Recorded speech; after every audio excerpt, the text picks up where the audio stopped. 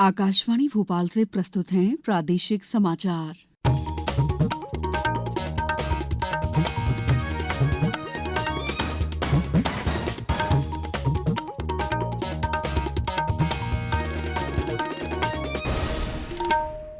नमस्कार, समाचारों के साथ मैं दीपा सिंह। सबसे पहले मुख्य समाचार। प्रधानमंत्री ने राज्यों से छोटे शहरों में उद्यमियों के लिए स्थानों की पहचान और सुविधा देने की पहल करने को कहा। प्रदेश विधानसभा का शीतकालीन सत्र आज से 5 दिवसीय सत्र में 8 विधेयकों पर होगी चर्चा। मध्य प्रदेश राजस्थान के बीच प्रधानमंत्री की उपस्थिति में कल पार्वती काली सिंध चंबल नदी जोड़ो परियोजना के लिए होगा अनुबंध।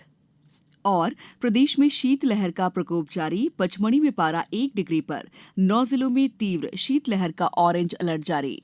अब समाचार विस्तार से। प्रधानमंत्री नरेंद्र मोदी ने राज्यों से छोटे शहरों में उद्यमियों के लिए उपयुक्त स्थानों की पहचान करने और उन्हें सुविधा प्रदान करने के लिए पहल करने को कहा है। कल नई दिल्ली में राज्यों के मुख्य सचिवों के चौथे राष्ट्रीय सम्मेलन में श्री मोदी ने अनुपालन को सरल बनाने को कहा ताकि लोगों को उत्पीड़न का सामना नहीं करने पड़े। उन्होंने कहा कि सचिवों से राज्यों को भागीदारी को प्रोत्साहित करने के लिए शासन के मॉडल में सुधार करने को कहा। दिल्ली में आयोजित इस 3 दिवसीय सम्मेलन में प्रधानमंत्री ने कहा कि इस आयोजन का बड़ा लाभ ये रहा है कि टीम इंडिया खुले दिमाग से चर्चा के लिए एक साथ आई, जो विकसित भारत के लिए मिलकर काम कर रही है।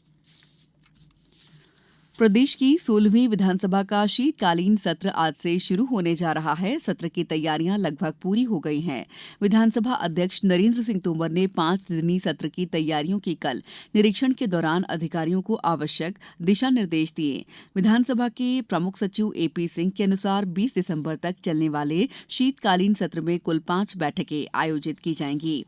अब तक विधानसभा सचिवालय को 1766 प्रश्न प्राप्त हो चुके हैं। इस सत्र में 8 विधेयकों पर चर्चा की जाएगी। सत्र में महत्वपूर्ण मुद्दों पर आर्थिक, सामाजिक और कानून से जुड़े विषयों पर चर्चा होने की संभावना है। विधानसभा सत्र के पहले दिन 3 नवनिर्वाचित विधायक शपथ लेंगे। इस बीच नेता प्रतिपक्ष उमंग सिंघार ने कांग्रेस विधायक दल की बैठक बुलाई। कांग्रेस ने विधानसभा अध्यक्ष से सत्र की समय सीमा बढ़ाने की मांग की है। मुख्यमंत्री डॉक्टर मोहन यादव ने कहा है कि संगीत हानि ग्वालियर की उत्सवधर्मिता की देश भर में विशेष पहचान है। साथ ही संगीत और कलाओं का प्रोत्साहन और कलाकारों का मान सम्मान बढ़ाने की यहाँ की परंपरा भी अद्वितीय है।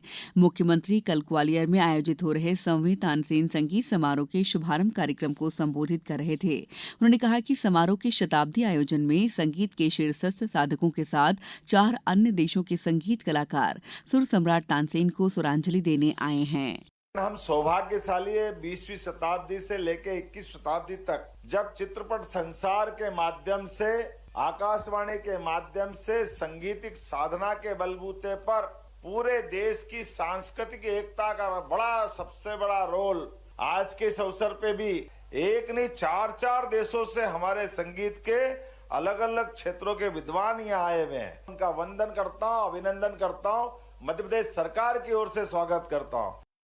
तानसेन समारोह के शताब्दी वर्ष के उपलक्ष्य में डाक विभाग द्वारा 5 रुपए का डाक टिकट जारी किया गया है। इससे पहले 546 कलाकारों द्वारा 9 वाद्य यंत्रों की मनमोहक प्रस्तुति से शास्त्रीय संगीत का विश्व रिकॉर्ड बनाया गया। मुख्यमंत्री डॉक्टर मोहन यादव को 13 जनवरी से 26 फरवरी 2025 तक चलने वाले प्रयागराज महाकुंभ 2025 के लिए आमंत्रित किया गया है।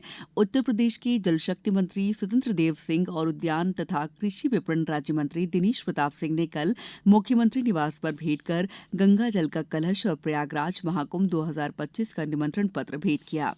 मुख्यमंत्री डॉक्टर यादव ने धार्मिक और सांस्कृतिक दृष्टि से महत्वपूर्ण इस वृहद आयोजन के लिए शुभकामनाएं दी। समाचारों में वक्त है ब्रेक का। ये समाचार आप आकाशवाणी मध्य प्रदेश से सुन रहे हैं। ये समाचार बुलेटिन YouTube पर, Madhya Pradesh news All India Radio channel पर और फेसबुक साथ ही X प्लेटफॉर्म पर AIR न्यूज भोपाल पर सुने जा सकते हैं। इसके अलावा आप हमारी वेबसाइट newsonair.gov.in पर अथवा न्यूज ऑन एआईआर ऐप पर भी समाचार सुन सकते हैं। ब्रेक के बाद समाचारों में आपका एक बार फिर स्वागत है। केले की फसल के रेशों से टोपियां बनाई जा रही हैं, जिनकी मांग अब विदेश में भी होने लगी है। बुरहानपुर के एक झिरा गांव के अनुसुईया चौहान द्वारा बनाई गई टोपियों को लंदन एक्सपोर्ट किया जा रहा है। पेश है एक रिपोर्ट। खेतों से निकलने वाले वेस्टेज मटेरियल से तरह तरह के उत्पाद बन रहे हैं, जिनकी देश भर में खासी डिमांड है। इन्हीं उत्पादों में से एक है बुरहानपुर की टोपी, जिसके न सिर्फ भारतीय दीवाने हैं बल्कि अब विदेशों में भी ऑनलाइन इसकी डिमांड बढ़ गई है। हाल ही में केला फसल के वेस्टेज से तैयार टोपियों को डिमांड के चलते बुरहानपुर से लंदन एक्सपोर्ट किया गया है। दरअसल जिला मुख्यालय से 25 किलोमीटर दूर एक झिरा गांव की अनुसुईया चौहान ने केले के रेशियो से टोपियां बनाई है। उनके द्वारा बनाई गई टोपी लंदन तक पहुंच गई है। यह टोपी देखने में बेहद स्टाइलिश है और इससे धूप से खासा बचाव होता है। अनुसुईया को लंदन से 10 टोपियों का ऑर्डर मिला है। अनुसुईया काफी खुश है और अच्छी आमदनी कमा रही है। हमने बनाना की खेती से बनाना फाइबर भी निकालने का काम कर रहे हैं और बनाना फाइबर निकाल के हम लोग ये प्रोडक्ट बना रहे हैं। हमने ये केप बनाई है, फिर टी कोस्टर बनाते हैं, छोटी छोटी की चेन भी बनाते हैं, बैग बनाते हैं, जिससे हमें हमारी आजीविका अच्छे से चल रही है और हमको महीने के 10 से 12,000 मिलते हैं। गौरतलब है कि स्वयं सहायता समूह की महिलाओं को अच्छी ट्रेनिंग दी गई है। इन्हें अब स्वरोजगार मिल गया है। अब जिला प्रशासन ने भी केले के रेशों से बनाए गए उत्पादों को बेचने के लिए बनाना क्रॉप वेबसाइट लॉन्च करने की तैयारियां शुरू कर दी है। इसकी पुष्टि खुद कलेक्टर भव्या मित्तल ने की है। महिलाओं ने स्वयं अपने माध्यम से ही लंदन तक अपनी पहुंच ली है। साथ साथ में हमने एक बाना क्राफ्ट नाम के एक ब्रांडिंग प्लान की है, जिसमें हमारे जिले में बनने वाले सभी उत्पाद को हम बाना क्राफ्ट वेबसाइट के माध्यम से बेचेंगे। उसको बढ़ावा देने के लिए अब हम कोशिश कर रहे हैं। आकाशवाणी के लिए बुरहानपुर से गणेश कुमार, 22। मुख्यमंत्री डॉक्टर मोहन यादव ने बताया है कि मध्य प्रदेश और राजस्थान को समृद्ध बनाने वाली पार्वती कालीसिंध चंबल नदी जोड़ो परियोजना के लिए त्रिस्तरीय अनुबंध प्रधानमंत्री नरेंद्र मोदी की मौजूदगी में कल 17 दिसंबर को जयपुर में होगा। इससे मालवा और चंबल क्षेत्र के 11 जिलों के 2012 गांवों की तस्वीर और तकदीर बदलेगी। ये परियोजना गुना, शिवपुरी, सीहोर, देवास, राजगढ़, उज्जैन, आगर मालवा, इंदौर, शाजापुर, मंदसौर और मुरैना के किसानों को सिंचाई के लिए भरपूर पानी और पेयजल की उपलब्धता सुनिश्चित करेगी।